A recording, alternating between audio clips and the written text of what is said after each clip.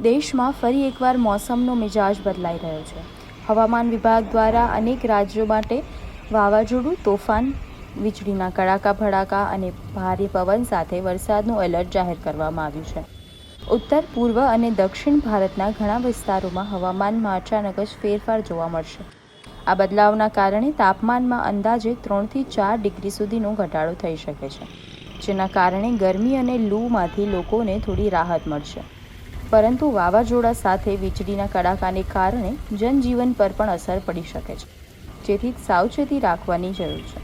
રાજ્યમાં આગામી 3 દિવસ દરમિયાન મહત્તમ તાપમાનમાં 2 થી 3 ડિગ્રીનો ઘટાડો થવાની શક્યતા છે. તેમ છતાં કેટલાક વિસ્તારોમાં તાપમાન હજુ પણ 40 થી 43 ડિગ્રી વચ્ચે રહેવાની આગાહી છે. સૌરાષ્ટ્ર અને કચ્છના દરિયાકાંઠાના વિસ્તારોમાં ભેજને કારણે અકળામણનો અનુભવ થઈ શકે છે, જ્યાં તાપમાન 35 થી 39 ડિગ્રી વચ્ચે રહેશે. આગામી 7 દિવસ દરમિયાન રાજ્યમાં હવામાન મુખ્યત્વે શુષ્ક રહેવાની સંભાવના છે.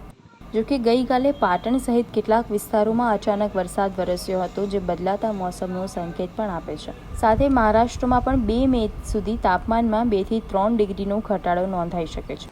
ત્યારબાદ હવામાનમાં કોઈ ખાસ મોટો ફેરફાર થવાની શક્યતા નથી. આ પરિસ્થિતિમાં હવામાન વિભાગ દ્વારા લોકોને સાવચેત રહેવા અને જરૂરી તકેદારી રાખવા માટે અપીલ કરવામાં આવી છે.